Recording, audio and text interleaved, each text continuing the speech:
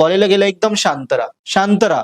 काहीच काहीच विचार डोक्यात ठेवू नको. यस, काय आठवतं काय नाही, मित्र असतात ते वाचत बसतात, पेपरच्या पार 1 मिनिट आधी वाचत राहतं वगैरे, काहीच नाही. तू एकदम शांत राहा, कूल राहा, हसत राहा, गप्पा मार बस. आणि 2 वाजता पेपर सुरुवात कर. आणि पेपर लिहिताना पहिल्यांदा जो सगळ्यात सोपा क्वेश्चन तुला आहे तो पेपर वाचून घे.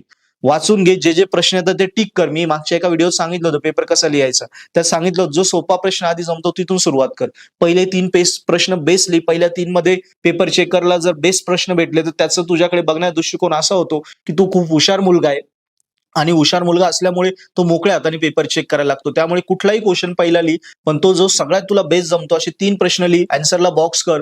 अक्षर चांगलं काढ, थोडं प्रेझेंटेशन चांगलं ठेव पहिल्या 3 क्वेश्चनचं, कारण त्यावर तुझं इम्प्रेशन त्या एक्झामिनरवर ठरणार आहे. आणि एकदा एक्झामिनरला वाटलं तू हुशार आहे, तो मोकळ्या हाताने पेपर देईल. सो या पद्धतीने मी तुला आयडिया क्लिअर केल्या. पहिल्यांदा अभ्यास करून झाल्यावर रिव्हिजन कशी करायची, फर्स्ट रिव्हिजन, सेकंड रिव्हिजन सगळं देऊन दिलं. आणि पेपर कसं स्टार्ट करायचं पूर्ण आयडिया क्लिअर केल्या. फॉलो कर, नक्की नक्की स्कोर करशील. आणि मित्रांनाही आयडिया शेअर कर.